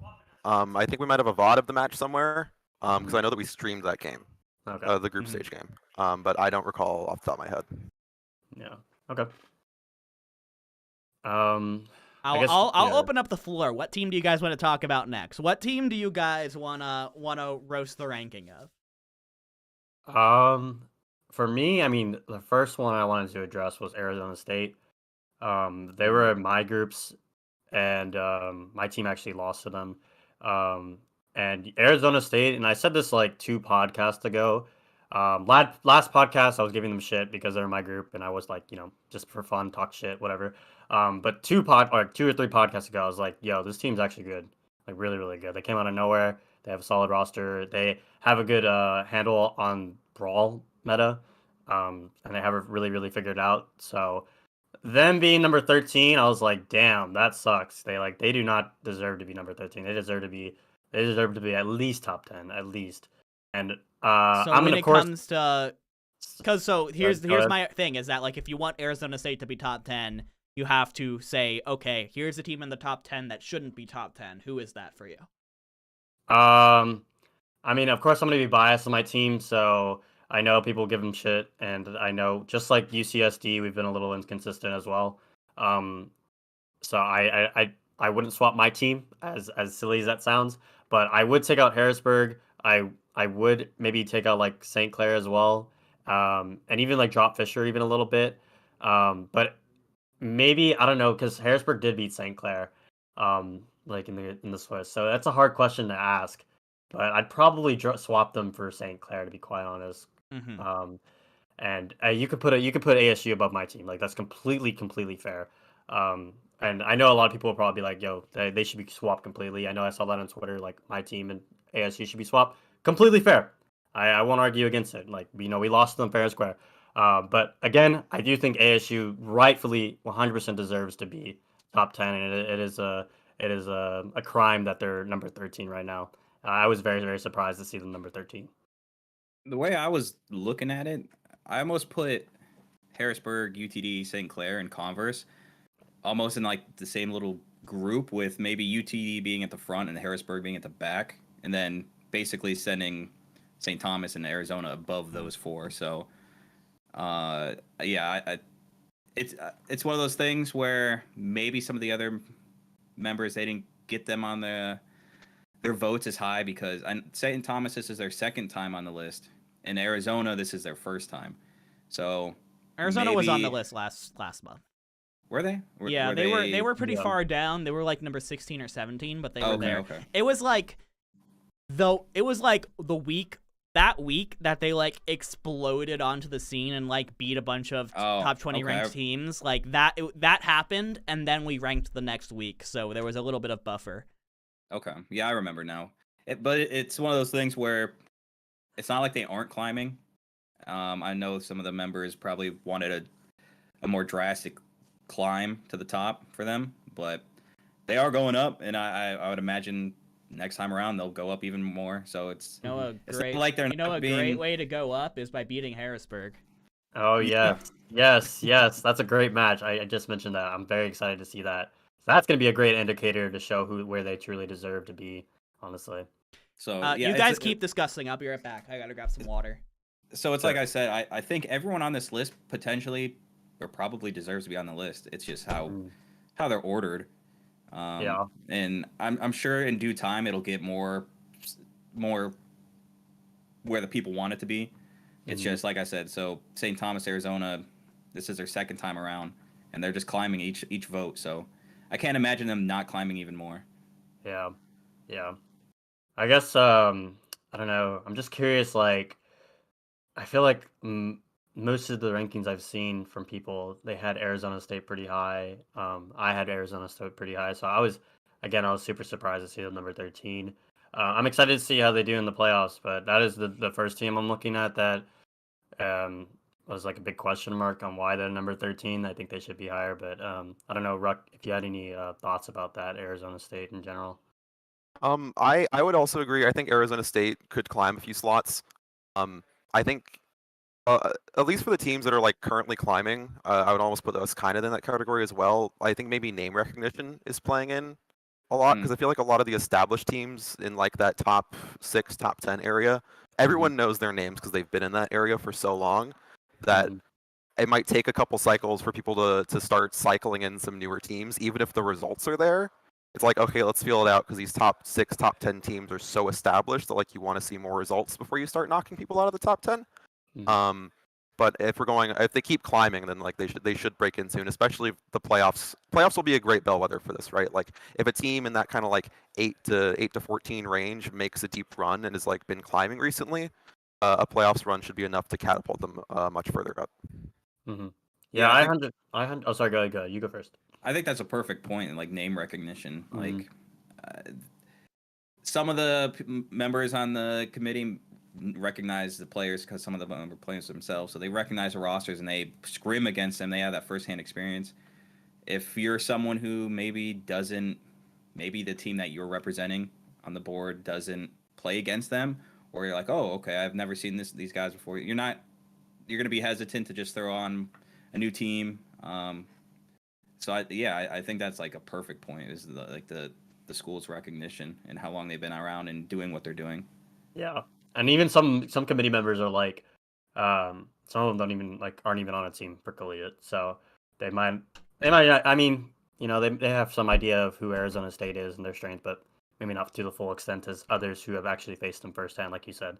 So, I kind of understand like they will are trying to play it safe and want to see it more from them, and they're more familiar from the other teams and what they've done like the previous seasons or even this season. So I kind of understand that viewpoint, but man, I just feel like in general, like Arizona State has more than enough proving that they deserve to be top 10. Like coming out of nowhere, I think when they first came out of nowhere, they beat Converse, they beat my team. I don't know what else teams they've beaten, but they've beaten very decent. I mean, they beat everyone else in your group. Iowa State's a pretty solid team. They beat. Yeah, unfortunately they lost to UCI, so that's that's where you cap them off. But UCI is a really good team, so to be expected. But Arizona State, they've done really, really well, and I think they deserve to be higher. Absolutely. I think Arizona State definitely, if they continue this, if they continue the trajectory they're on, that's the word I'm looking for. They could absolutely hit top 10, especially if because here's the thing, is that Arizona State, from my understanding, they don't actually play in anything other than this. So whether or not they go up, it depends entirely on their performance in this bracket. I think getting top 16, they're going to be in top 20 regardless. I think whether or not they are actually top 10 in next month's and probably the final Okra ranking of the year is going to depend entirely on how far they make it in the bracket. Yeah.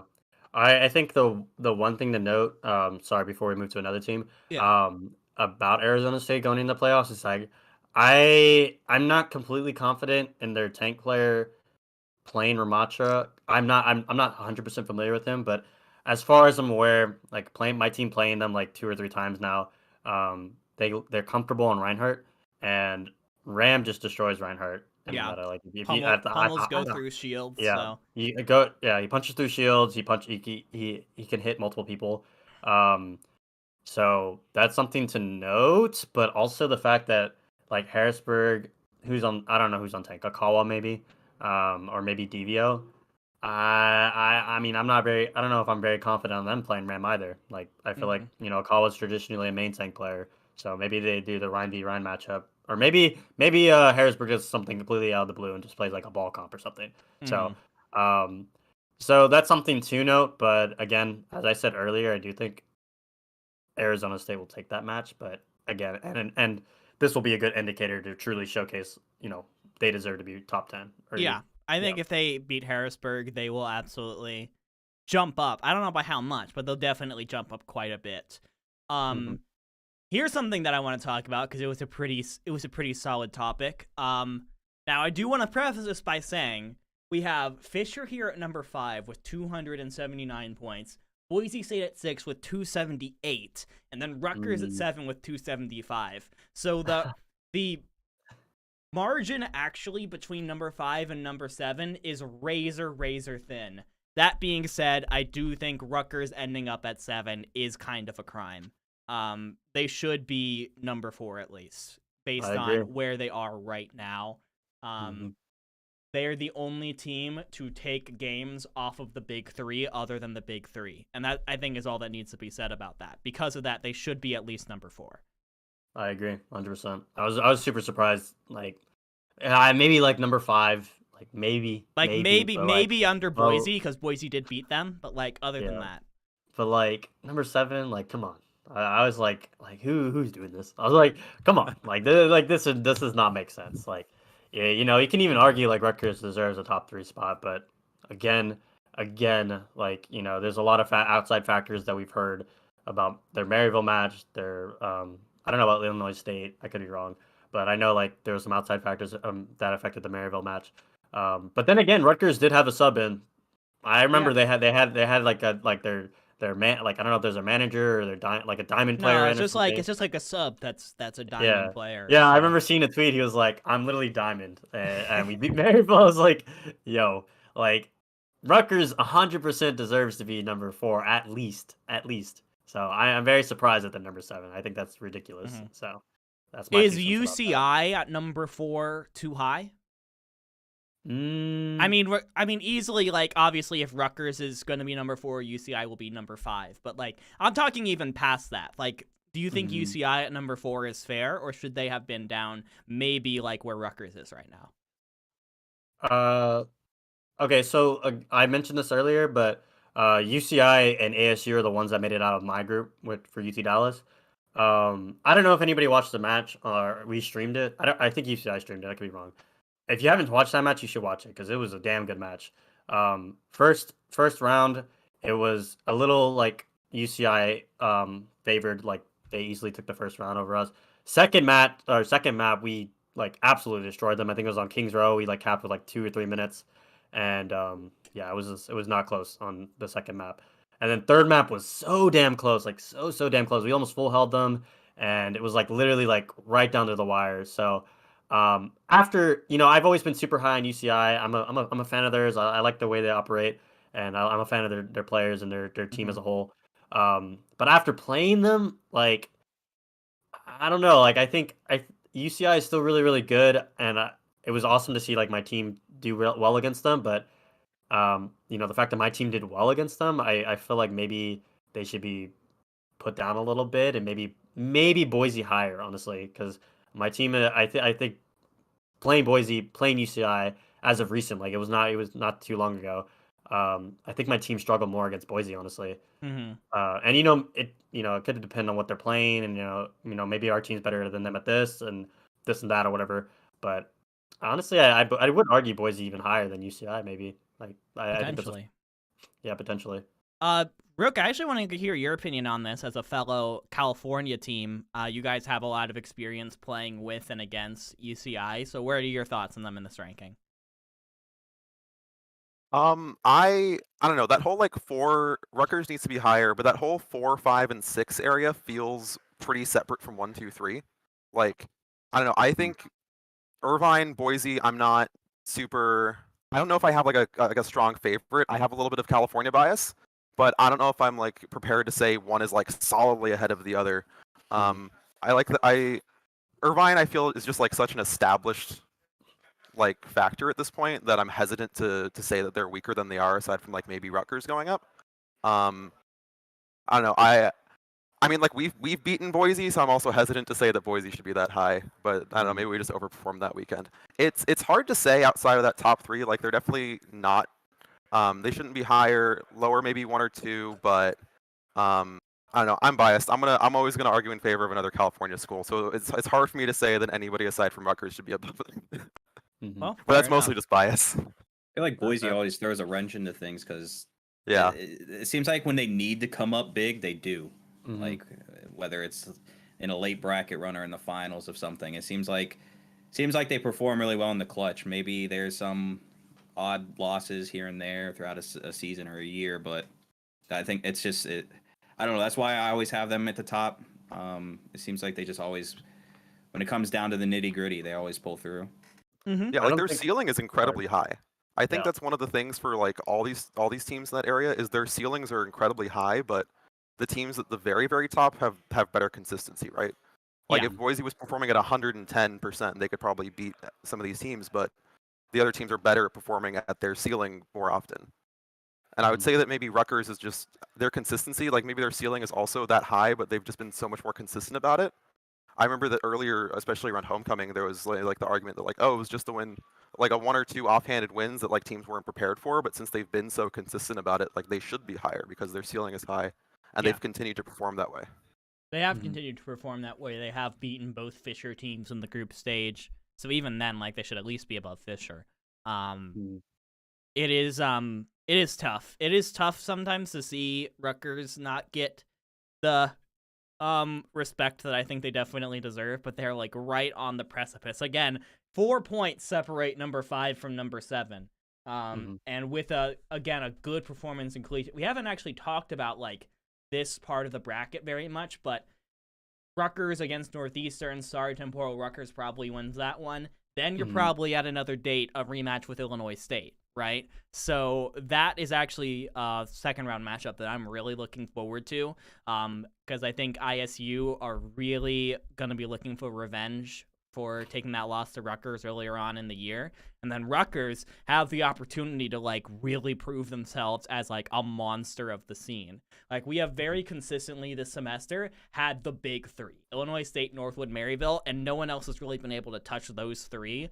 Rutgers has a chance to like really solidify themselves into that group with a second round win over ISU.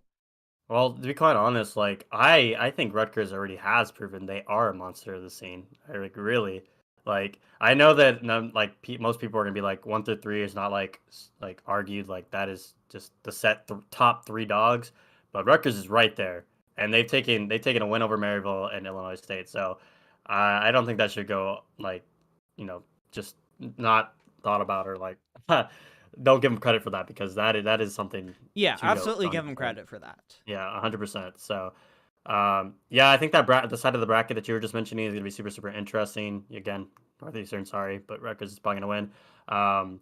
Yeah, I mean, they've beaten Illinois State before. Can they do it again? We'll see. Like this will really be a good indicator if they truly, truly are the monster that they have proven to be. If they can keep that consistency going, because I hope that I game's don't know. streamed. Yeah, I don't know. and I know Illinois State, like as of recently they've been playing like in the Pro AM, and they've been playing like CECC and a lot of different tournaments going on for them. So I know they're pretty exhausted. But this Also, weekend, are they going to be playing with Deco? yes, that is another good question. Is Deco going to be playing? Going into this weekend, will they be playing with Deco? This is going to be the main focus for their weekend, Illinois State, or I guess maybe like the next 2 weekends because it continues forward for like the next weekend as well. Is that going to be the main focus for them? Probably, because I don't think they're in Pro Am anymore. So Illinois State might perform at the best they have all semester. But again, they also lost Liar to what was it, Los Angeles Valiant. So we shall see. We shall see how they do with Deco.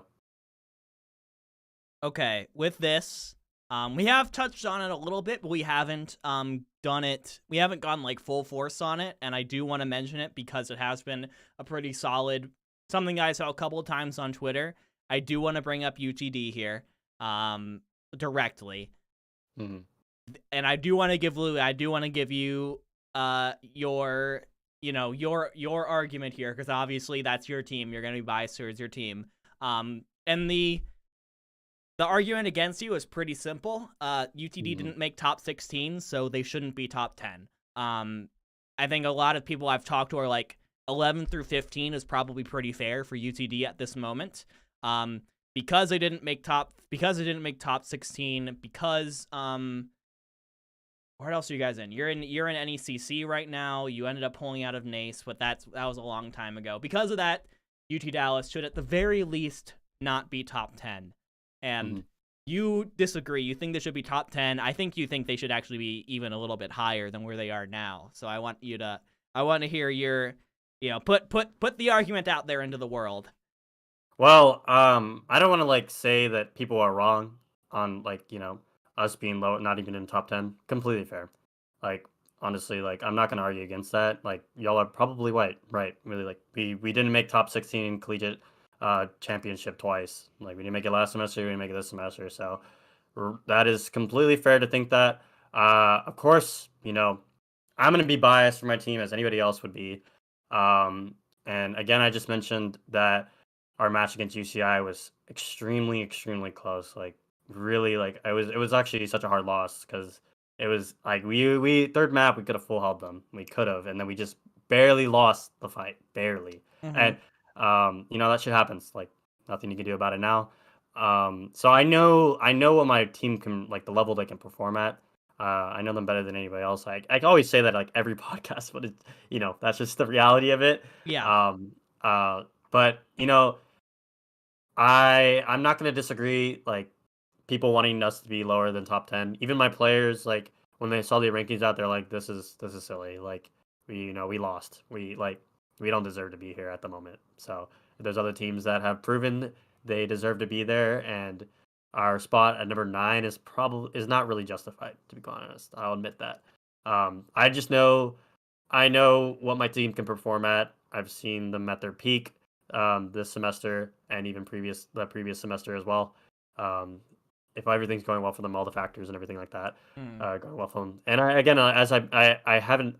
mentioned UCI's match, but we faced Boise as well in the Swiss, super super close as well. It was 2-1, and then we also beat Fisher, and Fisher's number 5. We beat them like 2 weeks ago.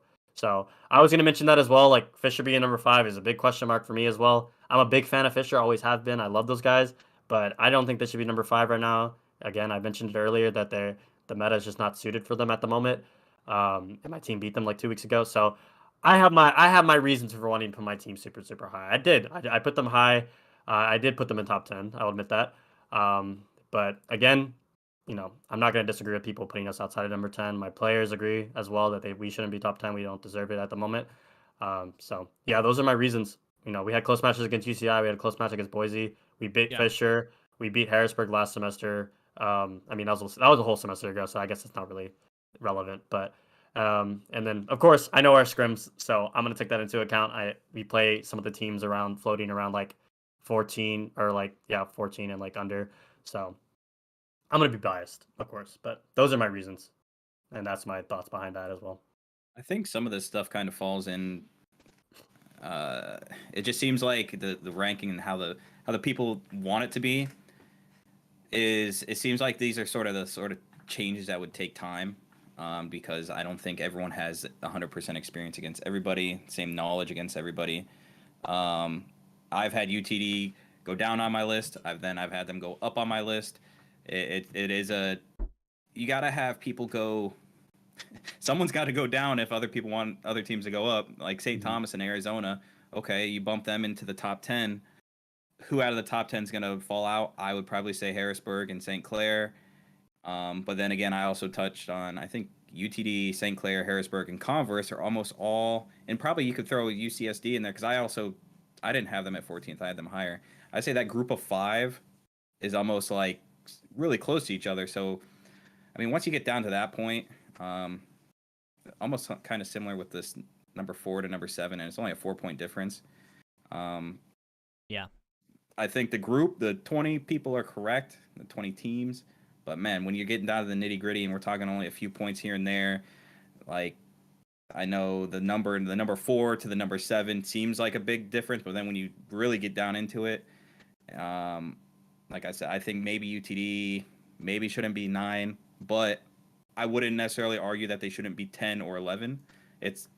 I mean, the gap between a 9 and an 11 isn't massive. I mean, these guys are scrimming each other. They know exactly how good each other are. There's like Luey's defending, saying how amazing Arizona is and in their matches and UST. So, yeah, I mean, maybe a number up and down for each team or up and down 1 or 2. I don't think the list is as awful as people make it sound, but some of these changes that people want, it's going to take time.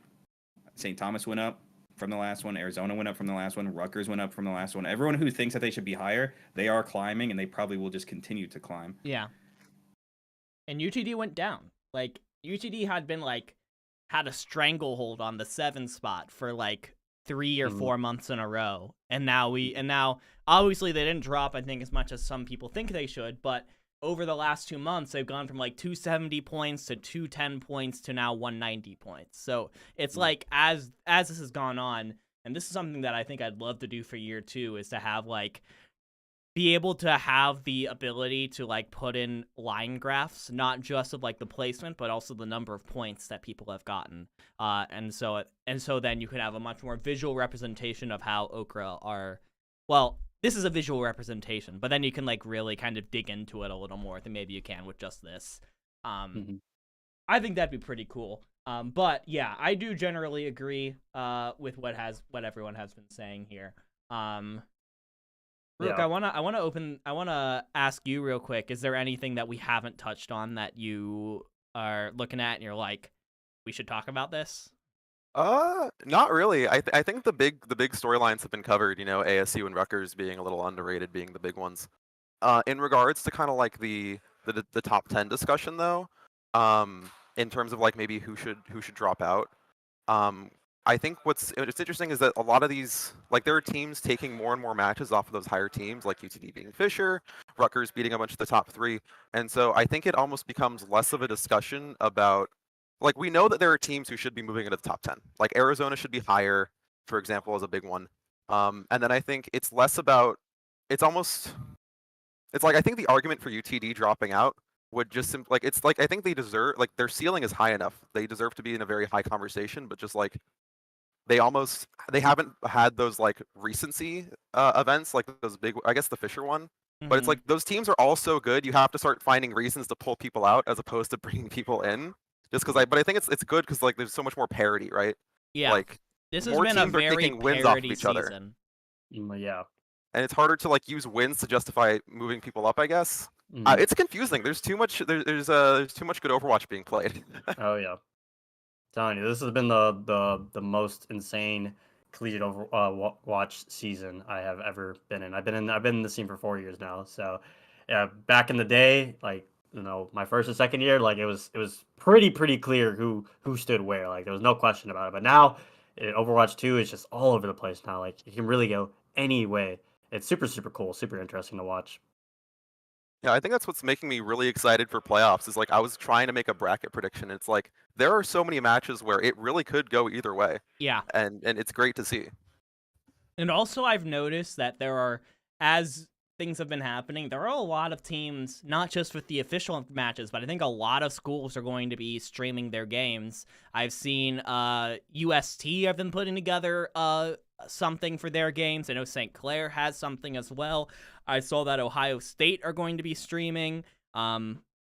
Zinnia said that do you guys have an official stream, or I know Zinnia was streaming his own personal POV, but do you guys have a stream? We've streamed every single one of our matches so far this season. Oh, okay. We streamed them right over there.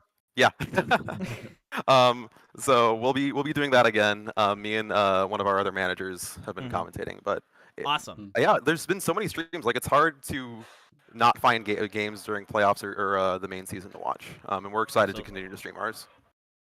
That's awesome. I am going to quickly shift gears here because as we are approaching the 2 p.m. mark, that we've all got to go and get on the top 16 bracket. I do want to very quickly. Yeah, go ahead. Yeah, do before what we you say when you switch say. gears real quick, Yeah. just real quick. Yeah. The one team we didn't mention that actually did make playoffs that isn't even on the collegiate ranking is Waterloo. Yes. So Waterloo just came out of nowhere. And again, like, you look at their group and, you know, obviously congrats to Waterloo for making it this far. It's a massive accomplishment. The teams they beat are like Oregon, Blinn, Miami, Toronto. None of those teams have ever, well, I guess Miami was on the lower end of the top 20 at some point, but like none of their wins are like against top 20 ranked teams, I guess is my point. I feel like you could take the number 2 team out of every group, stick them into group 1, and Waterloo wouldn't be there, unfortunately. Yeah, I think Waterloo loses to Northeastern, Waterloo loses to Ohio State. Yeah, Waterloo loses to pretty much everyone. Unfortunately, this is how the team, how it ended up being structured. I also want to, okay, you know what? I'll talk about this in a second, but real quick, I do want to shift gears because as we do in every podcast, and I want to make sure we get this in, we do have the first 5 out, numbers 21 through 25 on the Okra poll. Make sure we know the teams that just barely did not quite make it this time around. SCAD actually got a decent amount more respect after having a respectable run in Group 2. Just barely ended up missing out on the top 16. Also just barely misses out on the top 20. They're number 21. Bellevue are out of the top 20, I think, for the first time. They're now number 22. Utah were number 20 last time. Now they're number 23. Miami, Ohio, still holding it down strong. I think they've consistently been between number 21 and 25 throughout the entire semester. And then Washington wraps it up with number 11. So those are our first 5 out. Technically, if you want to call yourselves number 21 through 25, you absolutely can. That is where we are at with all that. Any thoughts from you guys about the first 5 out here? Who deserves to be there? Who doesn't deserve to be there? Any teams that aren't in here that should be? I think when Bellevue, I remember when I first saw their roster, I was like, "Oh, this is kind of a scary team," and it's almost sad how things have developed. Because yeah, when we were paired against them, in NACE, and when we saw anytime we ran into them, we were always worried, and it just seems like things have just not gone their way. It was scary at first with their initial roster announcement and their players, and I don't know what happened. Mm-hmm. Yeah, I've always been, throughout this whole season, I've been always super curious on Bellevue and what happened, because they had the talent, obviously. Like, what the heck happened? I don't know. It's tough. And then SCAD, I don't really ever. It's one thing when it comes to West Coast teams, because we don't have any experience against them usually because we're on East Coast. So I never have SCAD in my list. I've never played against them. I don't know anything about any of their players. None of my players know anything about their players. So it's always a tough one when it comes to voting for West Coast teams for us, unless they're like already established and known, like top teams. Mm-hmm.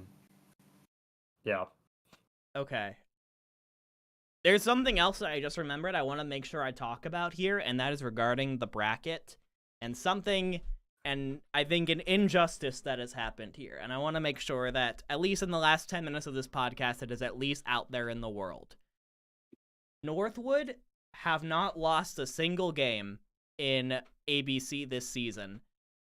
They are the only team to have that distinction. They went 10-0 in Swiss, and then they went 7-0 in groups. Completely undefeated. The only team to do that. They, in ABC, have been the best team. And their reward is Boise State round 1, Maryville round 2. How has that happened? How did that happen for Northwood? That is such a ridiculous first 2 rounds for the team that should be if you are like the undisputed number 1 seed at this point, you should have a fairly easy round 1 and 2. Instead, you're facing 2 teams that are arguably top 5 in the country. Yeah, it's actually super interesting that, I mean, I would put Rutgers number 4, but like the top 4 teams are actually going to probably be facing each other in round 2. Like, how is that possible? I don't know. That's ridiculous. You would think these sort of things would not happen with how long sports in general have been around, and brackets have been established and made year after year, season after season. Like power rankings, just seeding, like these sort of things, it just doesn't make sense. Is it just like an unfortunate product of the group stage kind of system where I think there so, isn't- yeah. Yeah, because like all 8 groups, I guess, are like weighted equally going in, and so it's hard to do seeds 1 through 8 since you're just assigning them based on the group number, I'm assuming. So unless you allow Blizzard to go in and artificially seed the double elimination bracket, I think it's kind of hard to avoid some awkward matchups just because of the 8 group system. This is true, and then I think this is true. That is very much what happened. It wasn't like on purpose. It was just Northwood was number 1 out of Group 1, and Boise was number 2 out of Group 8, and that's how it ended up that way. But I think that there should probably be some thinking about, hey, how can we make the seeding for top 16 a little bit more fair? Because the edges of the bracket are like crazy good, and then you have the middle of the bracket that seems obviously all these teams are crazy good, but seems softer in comparison. There should be something done about that. Will Blizzard do anything about that? Probably not, but Yeah, I with just think 5 it's minutes left, crazy. I'm not sure. Yeah, definitely not. I think they would have Well, to I mean just for future consolidate the seasons, not this groups. Yeah. season. They'd have to consolidate the groups or just make it like West Coast, East Coast. Potentially. Is there a world in which Blizzard like artificially seeds, like based on Swiss Maybe. record or something like that, or just based on notoriety? If they would, please let me do it. Don't make the guys at Game Battles do it. I swear. I'm sorry. I could talk for so long about Game Battles, dude. One of the interesting things is like Northwood goes undefeated, right? But the Swiss is such a toss-up sometimes. Like there are so many teams that get just some teams have incredibly hard Swiss schedules, some teams have incredibly easy Swiss schedules. And credit to Northwood for going undefeated in Swiss in groups, but it's like it's hard to figure out how to weight everything. And so it's, even though the group stage system is maybe bad for like a team is going to unfortunately get the short stick, in this case Northwood, but I think it's hard to have a better system. Or at least like there's always going to be holes to poke in it, right? At least this one is like on a technical level fair. It just came out really unlucky. Yeah. It is. Yeah, I mean, it's just unlucky is what it is. There's nothing else really to say about it. I just wish it didn't happen. It just shouldn't have. Yeah, that sucks. Yep. Friends, we're at 155, and I'm going to hard cut us off at 2. So what I want to hear one bold prediction from the 4 of us here about how this top 16 bracket is going to go. I want to hear the bold predictions. And I'll go first. I already mentioned mine like an hour ago. I mentioned Ohio State over UC Irvine. That's my bold prediction. The Ohio State. I don't know if we mentioned this, but for the last podcast when we did our group stages, we actually Paradox Muse actually did a little bit of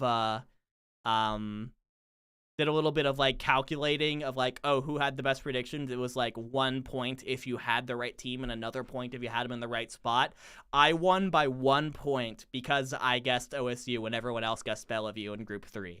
So Ohio State got me this far. I'm going to keep riding it. Ohio State over UC Irvine is the upset of round 1. My bold prediction is I don't really know where like the losers bracket is gonna go, but I think St. Thomas actually finishes top 4. I think. St. I Thomas think, top 4. Yeah, I think so because I think they win their first 2 rounds. I think they win that. I think they're probably gonna go against either Northwood or Maryville in the semifinals, upper bracket semifinals, and I think that would take them to the lower bracket semifinal. Am I wrong, or is that lower bracket quarterfinals maybe? I'm not sure where they'd they would be down here, I think, in the lower bracket quarterfinal. So that would be top 6 confirmed. They'd have to win 1 more to get top 4. Gotcha. Okay.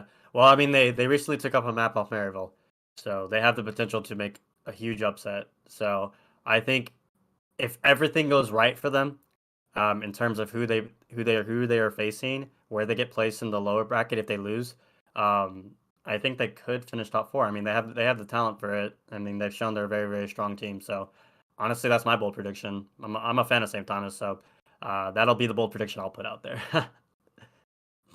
I have St. Thomas getting the top 6, so I don't think maybe we kind of have the same idea, but seems like some of the bold predictions are already taken. I guess I could say since Northwood was undefeated, I have them dropping the losers round 2 against Maryville. Yeah, that's so. fair. Yeah. So yeah, they're top 2 teams, but I mean, with the Northwood's track record throughout this OWCC, them going into losers round 2 might be bold. Fair enough. I have, I guess, 2. One that I didn't realize was kind of a hot take, but I guess it kind of is, which is UCSD beating whoever comes out of St. Thomas or St. Clair. I think that's like my warm-ish take. My much hotter take is Rutgers in grand finals. Rutgers in grand finals. Ooh, That would yeah. be spicy. That would be Yeah, super like spicy. I think they win out this weekend, and then I think they have a good shot of winning the upper bracket finals. Interesting. I do have Rutgers going into top 4. So Yeah. I can see that 100%. Absolutely. Everybody, I think that is going to bring us to the end of the Okra podcast. The Overwatch Collegiate Championship is starting in literally 2 minutes. I'm going to put the link in chat for the official stream. It's actually going to be Rutgers versus Northeastern on stream first. So it's not going to be the Northwood Boise game, but it is still a really interesting local game. Both those teams are kind of in the Boston obviously Northeast area. So it's going to be really interesting to see how that one turns out.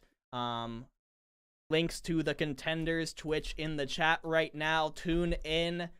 Any final thoughts from you guys before I let you go? Of course, thank you once again for showing up so early for this podcast this time around. You can go ahead. No, you go ahead, Luey. I just want to say good luck to all the teams. This is my final collegiate championship. It's been a pleasure, regardless, the results, my team not making it. It's been super, super fun to see how the team's been playing out and how it's been so crazy this semester and the previous semester. Super excited to see how everyone does, and good luck. I was just going to say, yeah, also good luck to all the teams, especially Rook. I think you guys actually have a nice, your round 1, round 2. I think you guys actually have a nice path. If you guys start playing to your full potential, like you had mentioned, I think you guys got a nice path. And to all the people who are upset over the bracket, I think the rankings, I do think they'll pan out how people want them to be. It's going to take time. Absolutely. And then Rook, any last thoughts, any shout outs? Of course, you are here as the guest for UCSD Esports. So thank you for having myself and Zinnia on. This has been great. Shout out to Okra for engaging with us on social media a ton. It's been really exciting. And for firing us up. We're excited to make an upset run this weekend. But I like everyone. Good luck to all the teams. This is a really exciting playoffs bracket, and this has been just a really good season of Collegiate Overwatch so far. So I'm really excited to see how things go. It's all going to come to a head starting right now with the Overwatch Collegiate Cup. Starting literally, the stream just went live. So get over to Overwatch Contenders, or if you don't want to, UCSD is streaming, I know. We have a couple other teams streaming as well. Just take a look over on Twitch, find their esports channels on Twitter, and they'll be for sure linking it. There's going to be a lot of content both this weekend and next weekend, and you know that we are going to be here watching all of it. Good luck to everyone. Thank you all so much for watching this edition of the Okra podcast. We'll see you in the next one.